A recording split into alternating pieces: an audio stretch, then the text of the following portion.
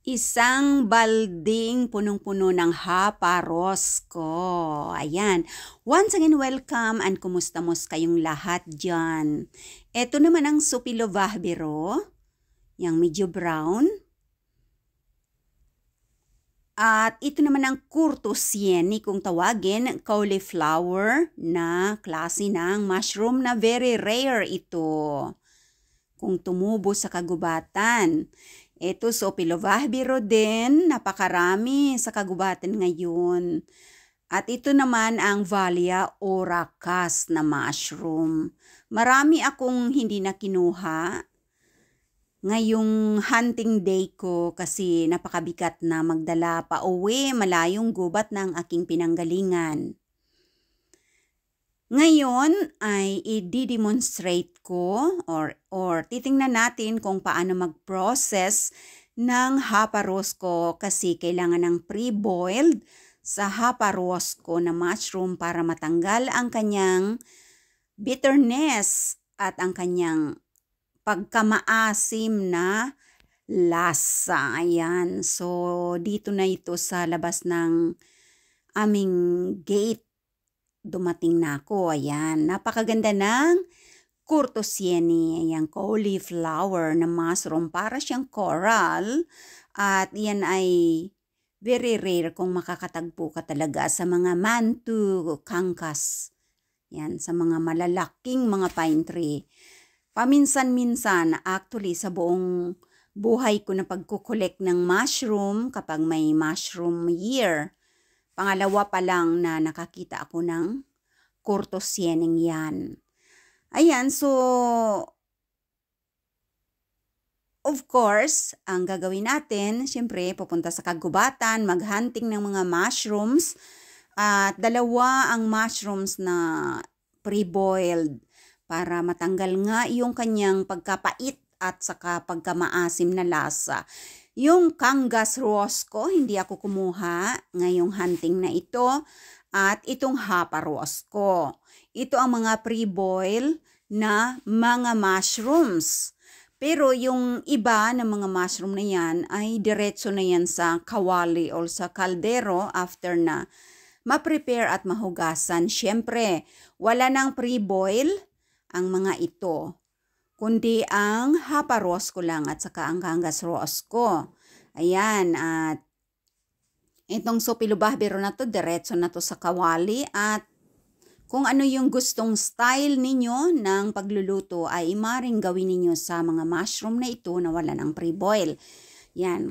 At itong oracas, napakasarap na mushroom din talaga. Very strong at fulfilling talaga sa ating stomach kapag kumain tayo niyan.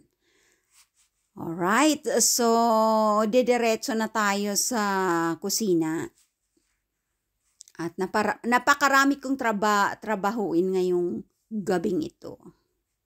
Yan. Ang aking haparosco ay ipe-pre-boil tapos ipapamigay namin doon sa North Finland. Kasi yung mga matatanda doon, hindi na makakapunta sa kagubatan kasi siyempre mahirap din hanapin itong haparosco. Kailangan nakasuot-suot ka sa mga kagubatan.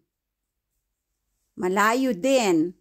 So, eto na siya. Ayan, nakat-cut ko na siya. Nalinis na, natanggal na ang lahat ng mga dahon-dahon. Nakat-cut ko na siya ng, depende sa lapad ng haparosco. Minsan 6 na cut. Minsan pag maliit-liit 4 na cut. Nahugasan ko na ng ilang beses. At ito ay pang-last na hugas ko na yan sa malaking kaldero. And then, lalagyan ng maraming tubig na lampas sa kabute at isasalang na natin sa ating kalan. Yan. So, itatapon ko pa ang tubig na yan. Lahat yan. Tapos, papalitan natin ng bagong malinaw na water. Haparosco processing. Yan, may natira pa sa balde. Yung isang balde, isang malaking kaldero at hindi ko pinupuno talaga kasi kapag kumulo, bubula-bula yan. Ayan na. At nakasalang na. Big shout out sa inyong lahat dyan na mga nanonood at maraming salamat. Ayan, so the way na na paghuhugas ko ng haparos ko, and out of course sa lahat ng mga mushrooms ko ay dyan sa malaking sink namin para patuloy na dumadaloy ang tubig palabas sa sink. O ayan, sa nakikita natin ay unti-unti nang kumukulo ang ating haparos ko at maraming bula-bula yan. So yung bula-bula na yan ang pait niya at saka ang kanyang maasim na lasa.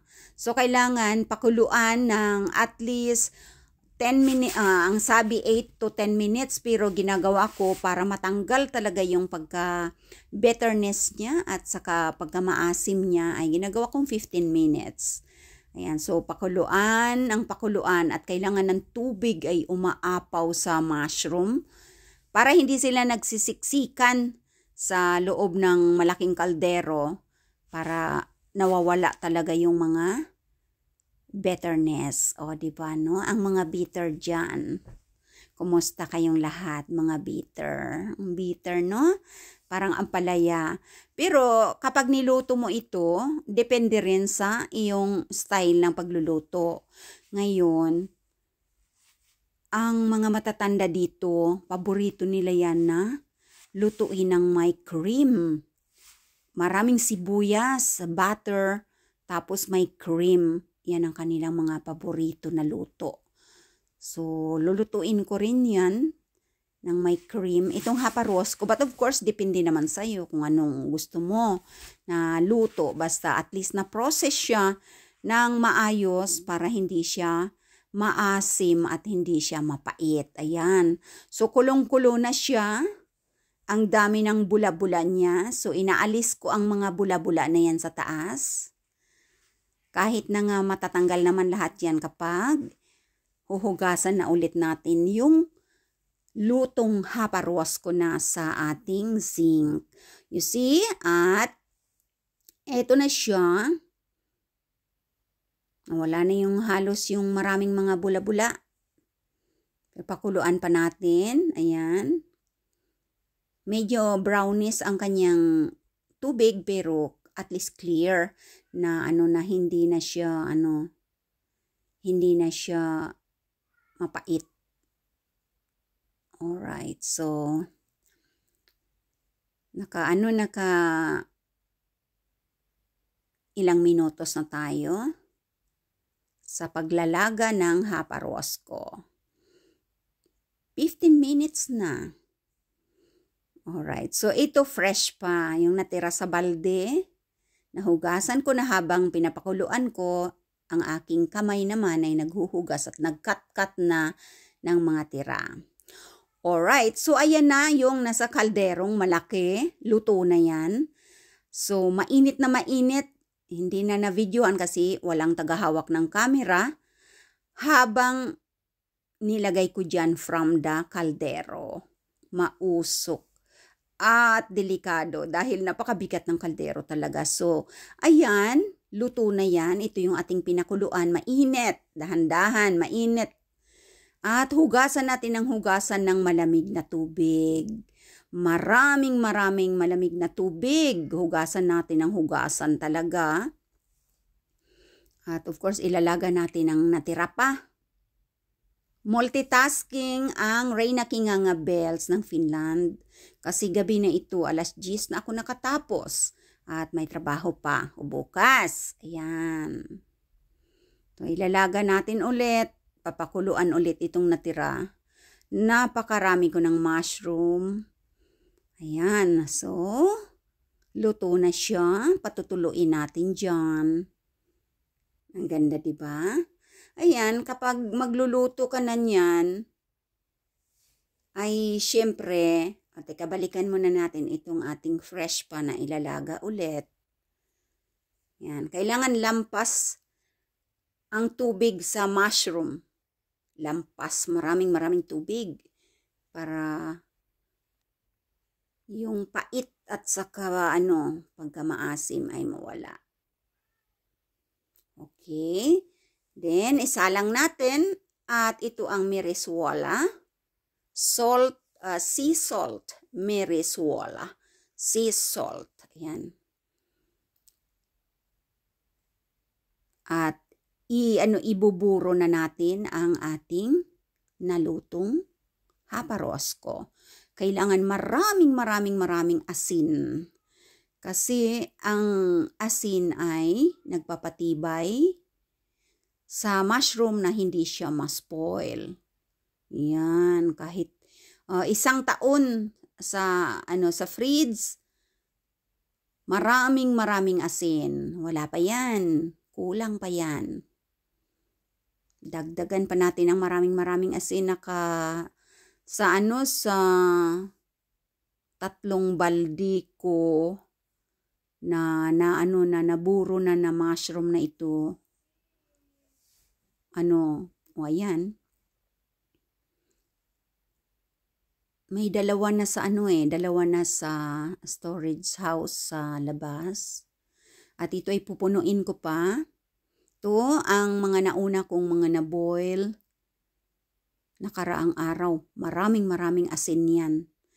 At syempre, idadagdag ko yung bago na naman ngayon na aking na-pick. At mapupuno na ang balde. Grabe, ang bigat. Sa loob ng balde, napakabigat. So, mahigit 10 kilo. Kasi napakabigat dahil ang daming asin. 12 kilos siguro ang punong balde. Ayan, maraming asin.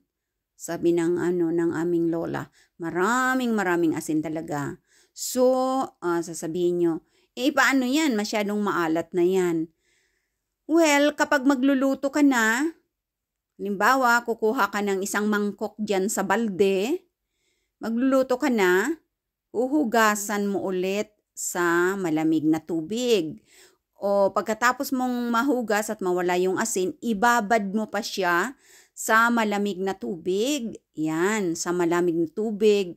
Habang ikaw ay nagpiprepara ng iyong mga panghalo, nakahugas na at nababad na ang mushroom na naasinan na. Depende kung gaano karami ang gusto mong lutuin.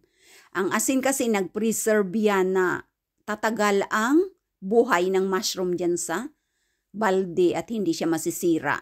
Yan, so kukuha ka lang ng depende kung gaano karami ang iyong lulutuin. Tapos, ayan na nga, uulitin ko, huhugasan mo para mawala yung asin, tapos ibababad mo pa siya sa cold water para mawala talaga yung pagkamaalat niya. Ayan, kaya pinatungan natin ng plastic na may water para mag-sink yung mushroom at saka yung asin. Okay, ito na yung ating nilalaga ngayon. Ayan. Pinuntahan ko yung 2 balde sa aming storage house. Dadalhin yan sa probinsya. Ipapamigay doon. So, ayan. May patong din siyang plastic na may water para mag-sink. As you can see, may water na yung ating mushroom na na-preserve yan dahil sa asin. Kailangan lampas yung tubig asin sa mushroom para hindi siya masira. Sayang ang pinaghirapan ng Reyna Ngangabels sa paghunting. Ang daming tubig, yan ay tubig asin. Kailangan lampas yung tubig asin sa mushroom para hindi siya talaga masira. Ayan. 1 year mahigit sa ref. So, kapag ganyan na naburo na siya at kung sa freezer naman, ay maraming over a year dahil naka-freezer. Yan, ipapamigay natin doon sa North Finland, sa mga matatanda doon na hindi na kayang pumunta sa kagubatan. Ayan, kasi mahirap din hanapin ang haparosko. Ayan na. Ito na yung aking pangatlong balde, punong-puno. Mga 12 kilos and a half siguro dahil pinuno ko itong balde na to. So maraming asin. Ayan, and of course nga pala, kapag magluto kayo nito, di nahugasan na ninyo, nawala na yung mga asin, ibabad pa ninyo ng matagal-tagal sa bowl, sa gusto yung palit-palitan ninyo ang water. Tapos, kapag nagluto na kayo, di wag na kayo maglagay ng asin. Kasi yung magiging asin, yung mga natira sa kabuti, sa mushroom. Di lalagyan nyo ng cream, lalagyan nyo ng masarap na giniling. Tapos, lagyan nyo ng mamahalin na saffron. Sana all. Ang mahal ng saffron. Tapos, lagyan nyo ng kung anong gusto nyo. Dito lang naman kasi itong haparosko sa Finland. Hindi ko alam dyan sa Asian country kung mayroon bang haparosko yan. So, lalagyan ulit ng tubig asin. Hindi ko na pinakita yung pinakulo ko na tubig asin sa maliit na kaldero. Tubig asin pa rin. Yan. Ilalagay ang tubig asin kasi kailangan nakaapaw yung tubig asin sa mushroom. Dagdag ulit ng asin para hindi masira. Yan. Yan po ang pag-process ng haparosko at kangas rosko. Haparosko medyo maputi-puti pa ang kulay niya, pero ang kangas rosko ay brown na brown. Kailang hindi ako nag-collect ng kangas rosko kasi nga marami akong tatrabahuin. Paglilinis, pagprepara ng mga mushroom, paglalaga, pag-aasin. Ganyan, minsan inaabot ako ng alas 11 ng gabi sa kaka-prepare. Pero kapag may work ako, tinitigilan ko, and then next afternoon naman yung pangatlong balde. Ganyan. So, tuwang-tuwa na naman ang mga lola doon sa north. Kapag pumunta kami kasi bibigyan namin ng maraming mushroom sila. Ayan, at ang kapalit naman ay binibilihan nila ako ng fresh na bagong huli din na mga muiko fishes sa mga fisherman doon. Kasi medyo mura-mura doon ang isda na muiko. At fresh na fresh, galing sa malinis na water kung saan nila nilalambat ang mga muiko. So, binibilihan ako ni mommy namin ng minsan 10 kilo. Tapos may mga caviar pa yan. Yan. So, parang give and take, di ba? Oh, ganyan lang na. Ayan kakainin ko na yan. Diretso. Nawala na ang bitterness. Nawala na yung pagkaasim niya. So, after malaga ng 15 minutes, hugasan ng hugasan, hugas ng hugas, maraming cold water. Ayan. So, ayan po ang pag-process ng ating kangas rosko. Pinakita ko sa inyo at ayan, pwede nang lutuin. Kung gusto mong iluto ngayon yan, huwag mo nang lalagyan ng asin. Ikaw na ang bahala kung anong style mo na pagluto. Ayan. Lalagyan mo lang ng asin kung ipipreserve mo. At papatagalin sa iyong ref ng 1 year. Alright, let's go outside. Napakabigat. Hawak ang camera. 12 kilos mahigit ito. Sobrang bigat. Ayan, so once again, thank you very much. Ayan, like, comment, and share po ng aking mga videos. Maraming salamat sa inyong panunood. Hanggang sa muli nating pagkikita mga palangginging ko, maraming salamat sa inyong lahat-lahat. Ayan, palangga ko kamutanan. Hasta la vista, baby. Bye-bye!